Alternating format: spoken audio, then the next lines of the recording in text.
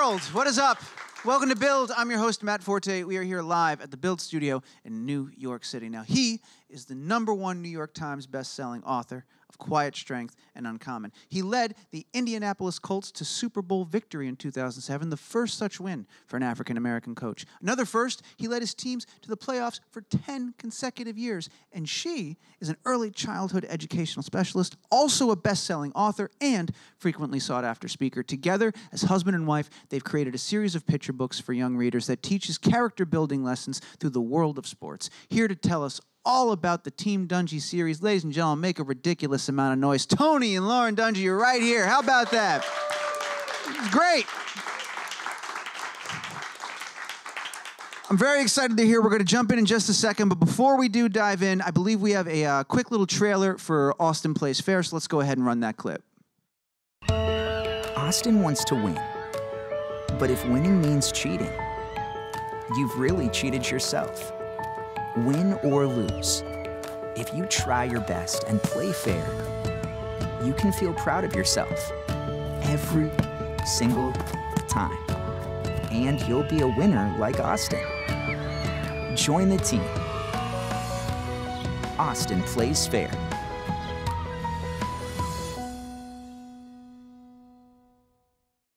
One more time, ladies and gentlemen. Tony and Lauren Dungy. Come on. Come on. Guys, welcome to the show. Thank you so much for being here and hanging out with us. Congratulations on the books. They are lovely. We talked briefly about them backstage. First and foremost, how are you doing? How's life? How's Tony? How's Lauren? Talk to me. What's going on? Fantastic. Yeah? Thank you. Thanks for having us. It's busy, but we're busy, doing well. Yeah, well, with the book's out now, you're going all over the place. How's the little tour going so far? You guys having fun? The tour is going very well, and we're wrapping it up tomorrow. We've got a lot of excitement to look forward to. We've got the NFL Experience. We'll be there. We hope you all will join us at 11 o'clock. Yeah, It'll be great. Times Square. Times Square. Times Square, 11 o'clock. We'll be signing and just hanging out with everyone. That's pretty amazing. You guys, no strangers to selling books, getting out there.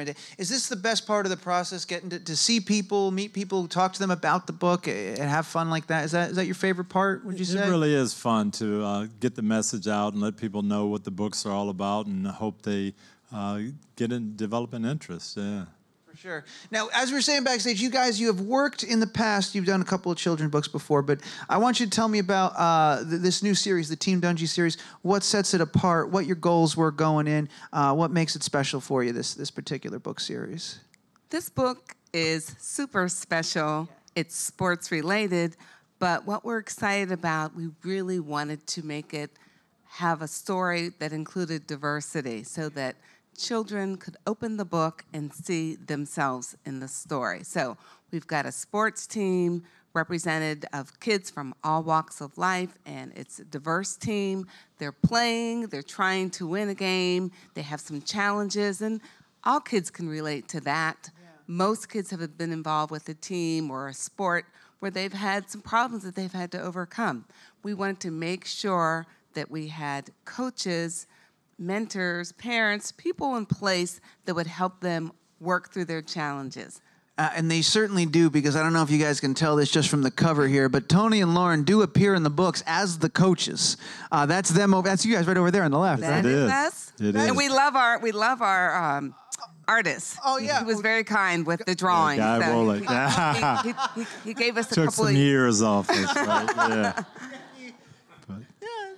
That's fantastic. Yeah. Was that from day one? Did you guys know that was going to be part of the plan? You'd have little cartoon versions of yourself hopping around in there, espousing these lessons. Well, we wanted to be involved in the story. It's very important to know that kids are supported as they walk through their challenges. So yes, we were intentional about that. Yeah, that was part of it. So yeah, as Lauren said, the series, it's a series of books, revolves around different sports teams, but kids having problems, we're there as coaches to help out. Parents are there. I wanted to let everybody know it's kind of a family situation.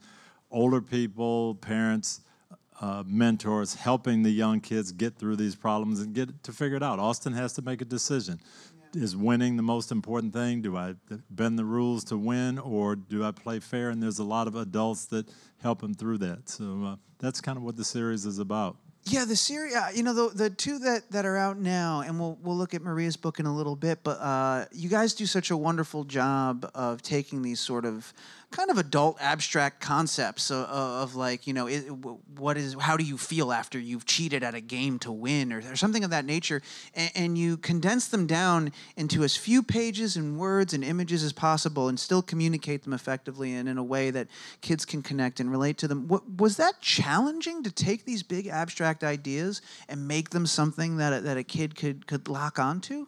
It's always challenging when you have a message and you know that it's going to resonate with your readers, but you have to present it in such a way so that it's not such a preachy story, but yet they walk away with the message and the kids know, I get it. I know what you're trying to say. And I understand. I've been there before with this situation, and now you're presenting me with solutions. You're telling me what I should do. And many times we let kids just figure things out for themselves, and we didn't want that to be the case. We wanted them to know, hey, yeah, we all experience problems, but here's some options. This is a good way to look at a situation and look at some answers to it. And believe it or not, that's harder to do in a children's book. We've written adult books. Yeah. You've got 250 pages and all kinds of vocabulary. Here, you've got 32 pages and only certain words you can use to get that message across, but try to paint that picture for the kids in a short time. Does that take time? Do you start with that limited vocabulary, those limitations in place, or do you let yourself kind of go free, write a nice big book, and then pare it down? How do you guys do it? Well, Lauren was the elementary school teacher, so she'd always be on me. No, you can't say that. No, that they won't understand that. And she directed most of it. But you start basically with a storyline, and then how am I going to develop that and present it in such a way that kids can understand it. So you do kind of keep it simple. Speaking of a solid team and kids understanding it, you have a beautiful family, 10 children. We were talking backstage. And I had read somewhere that you kind of enlisted their help. You wanted to get their opinions and see what they thought. How did that work? What was that process like? And what were some of the changes maybe that you learned from your children in this process? Well, the kids had lots of advice to give us. Sure. First of all, they said they want to be the main character. So that didn't happen. So there's 10 books, We don't have a child named Austin. So... we wanted their input. Mm-hmm. And as we're involved in their experiences, as they play sports and they're involved in events, we see things that happen. And so we drew on those experiences, and we shared the story with them, and we asked for input from them, and they were free with their opinions and advice. So it was a family project.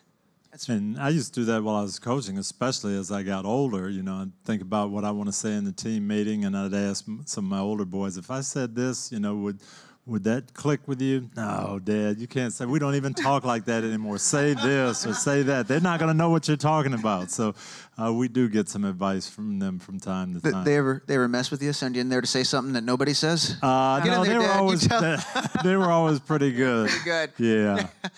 What's the age range on your kids? What's youngest to oldest? Oh my goodness, we have 7 living at home, and they are ages 2 to 17. Wow. And then 3 adult kids. So it's a crazy household, and I always tell people lots of drama. Yeah. But we have a good time with our kids. Thanksgiving must be remarkable. Every day is remarkable in our house. I can't even fathom. That's wild. What is a holiday like in the Dungy household? I mean, that must be beautiful. It's the big holidays. We always have a dress-alike theme and take a picture. So that's the Christmas. Yes, that color coordinated. They all match, and the older kids fight me on it. But at the last minute, of course, they come through. I guess I'll do it. They show up. We line them up, we pick a location, do our pictures. We have a lot of fun. So that's a great family tradition that we do every Christmas. That's fantastic. But every holiday is special. Yeah. We're trying to create lots of memories. That's fantastic. You mentioned casually you guys are involved. The kids play sports and things of that nature. Do. Tony, do you coach any of the kids or anything like that? For the first time, I went my whole life. So I'd never coached my kids' teams, and then my son. This last winter, flag football. Dad be our coach. Yeah, and that's kind of where the story came from. But Dad, be our coach, be our coach. So I coached in the winter, and we had a really good team, but we came in second place. In the spring, I couldn't coach because I was busy. My neighbor took over, and they won the whole thing. Right. So I don't know what that says, right? Yeah. No, I just love the idea of like, the opposing team shows up and the dad that's coaching them looks and sees Tony Dungy. I was almost embarrassed the Oh my first God, time. it's yeah. amazing. They had to be a little, that's not fair, right? You see that, you're like 10 times in the playoffs and now he's here doing that. I can't compete. 9-year-old flag football, yeah. Bomb.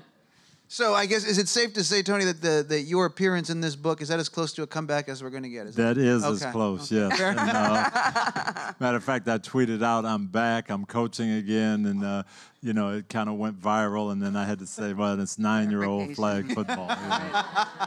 That's fantastic. All right, I said this earlier, we've got another trailer for Maria's book. I want to go ahead and take a look at that real quick. We'll talk a little bit about Maria's book, so let's go ahead.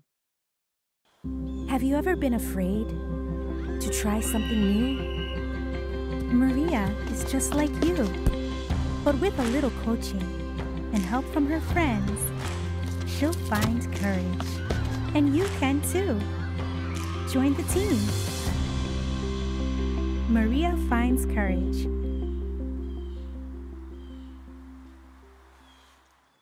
Beautiful.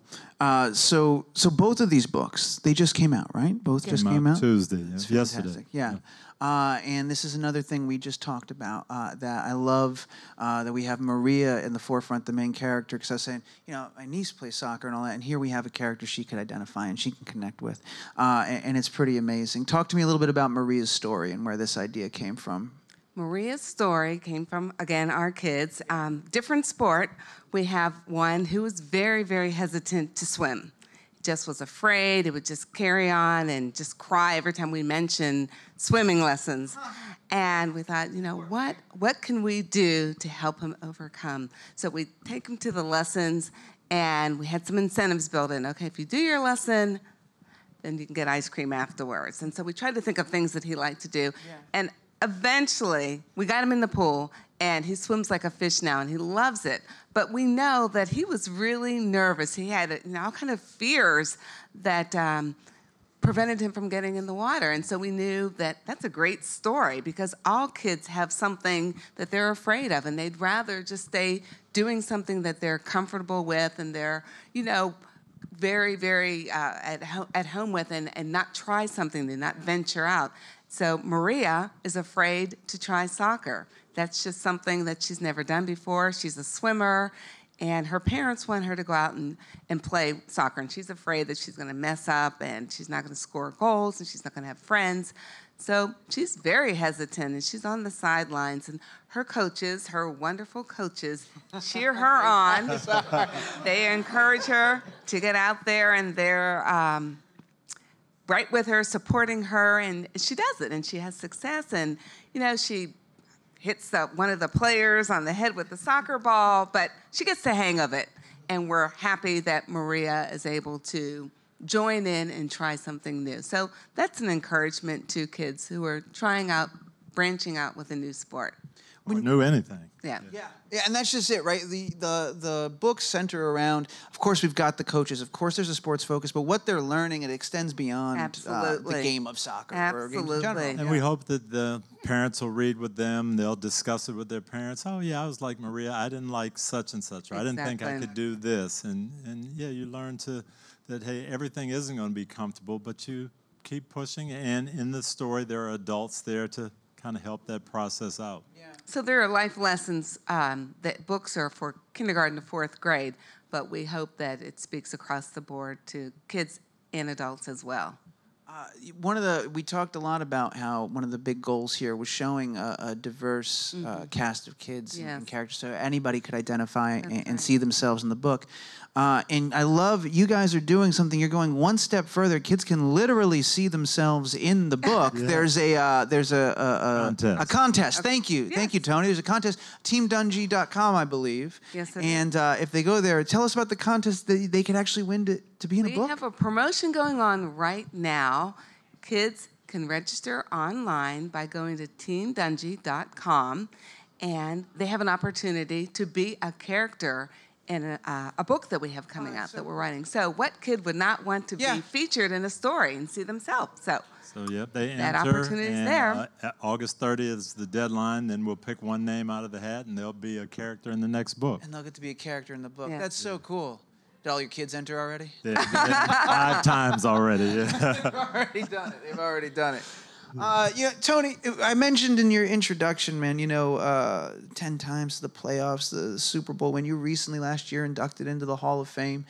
What from your storied NFL career do you carry with you to this day that you think makes you better at something like this, at writing a kid's book, or at stuff that you do every day? Well, 2 lessons I got. Number 1, my first coach with the Steelers, Chuck Noll, in 1977, he said, don't make football your life. Even though you're getting paid to play, don't make it your whole life. You've got to live. You've got to find something in this community that's going to satisfy you. And I think that's really important. That's an important lesson for kids. Enjoy the sports. Don't make it your whole life. And then the second thing I learned in the NFL, you don't win every game. There's no undefeated teams. When you have setbacks, you have to look at it and bounce back. Using those losses as an opportunity to grow. Yeah, very cool. Lauren, now that he's no longer, now that you guys have more time together and all that, answer honestly. All right, I'm going to try. Yeah. How's the creative process work? You guys wrote books while he was in the NFL. You wrote books out of the NFL. Is it easier to work with now that he doesn't have football during the day? Is it harder? What is it like? Is he more involved? He's still busy. Is he still busy? Tony does not sit still. But we have a little bit more time on our hands, and so it's a little. It's wonderful. As much time as you can with 10 kids. As much time as we can. Yeah, they're very demanding. They require a lot of attention, but we love it. It's fantastic. All right, we're going to turn it over to the audience in just a second, but I do want to remind everybody, teamdungy.com to register for that sweepstakes so they can find out if they can end up in the book. That's right. Amazing. Live the dream. You guys are going to be at the NFL Experience, NFL Zone tomorrow in Times Square. O'clock. 11 a.m.? Yeah, Yes. 11 to Yeah, noon, that makes sense. Yeah. No, 11 p.m. for the children's books. It's going to be a wild Thursday night. We're going to be out there. 11 a.m. tomorrow at Times Square. How many? This is the first 2. Can you reveal more in the pipeline, what you guys are looking at for future books, future ideas? Can you talk about that yet? Yeah, we've got a couple more coming out that'll probably come out in the spring. One about adoption. We chose you, obviously close to our heart, but explaining about adoption and what's special about that. And then another one in the team series, Carson Finds Forgiveness. Carson's got a teammate that's not the nicest guy to be around, and they have to learn to get along. Mm-hmm. Do you guys are worried about running out of sports to put these kids in at some point? No, More but I don't think kids, so. we'll have plenty I of don't- plenty of shots. Yeah. Wonderful. Well, congratulations again on these books and on this series, and it's such a awesome treat to have you guys here. I'm really happy you were here. Let's go ahead and get some questions from the room. We got a couple. First one's got a microphone. Looks like it's right here. Hi, Tony. I'm a huge fan of yours. I couldn't tell. In the culture, yeah. So my question is, like, after coaching, like, what was your process in discerning, like, what projects to take next, and what led you to do other things? You know, our Christian faith has always been important in everything we did, including the coaching. So that was something that we prayed about those last few years. You know, what does the Lord want us to do? What can we do in our community to make things better and get involved with? Lauren had been in a number of projects, but one of them was reading and trying to enhance that. So we go on Tuesdays in Tampa to different elementary schools, basically Title I schools, and read and pass out books and try to encourage kids to read. I'm involved with All Pro Dad. Lauren's got a lot of women's ministries going, so it's been fun to be part of the Tampa community. I saw a great video of about you guys with the reading program that you started. Do you ever include your kids with the reading program? Bring them with you to the schools? Absolutely. Yeah, when they have a day off from school, they often join us. They read, and the kids, again, they love it, especially because the children are in the story, and then they see them sitting in the front of the classroom. And that just really brings it home, like, oh, my goodness, you know, if he can do that, then I can do it. And it just becomes real to them. Awesome. We've got time. Saw a signal for one more. We're going to do one more question. There should be a microphone out there. Here we are. Mm-hmm.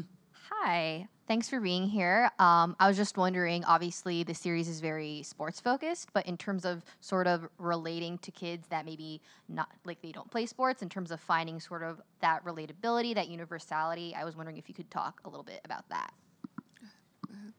Yeah, and we used sports because we wanted to have a team. That way we could have a lot of diverse characters. But we feel like the lessons are universal. So Maria is hesitant to play soccer, but it could be hesitant to try a new class or enroll in a new subject. It could be hesitant in anything. How do you get through that? Well, parents there to kind of help them, guide them, encourage them. But we think the themes, even though it revolves around the sports team, Austin, the theme is integrity, and that could be in any walk of life. It's a great question. Thank you guys for your questions, and thank you for being such an awesome audience. You guys are wonderful. I'm getting this. We're gonna have to wrap things up, so I'll do one more quick plug for you guys, just so everybody out there remembers.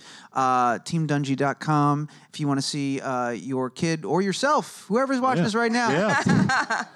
Man, we can use more coaches. Yeah, if an adult wins, you'll be a coach. Oh, I'm signing up as soon as we get off the air. So head on over to TeamDungy.com. Make sure you put your name in for the contest there. If you're in the New York area, tomorrow at 11 a.m., they will be signing at the NFL Experience in Times Square. And if you're anywhere else in the world, these are just awesome books, and you can get them now. Get them. Read them to your kids. Read them to your neighbor's kids. Read them to your niece and nephew. There's great lessons, and there's great pictures. Oh, we didn't even get to talk about Guy Wollick, the illustrator. He was phenomenal. Tremendous job. Phenomenal. Their books are gorgeous. There's so much to love, much like you and your wonderful family and all the work you've done. Thank you so much for being such a positive force in the world and coming out here and sharing all this stuff with us. It's been a treat to have you here. I hope you had fun. We did. Thank you. Perfect. Enjoyed it. Thank you. That's all I can ask. Thank you so much. One more time. Make some noise for Tony and Lauren here. Thank you so much. Thank you.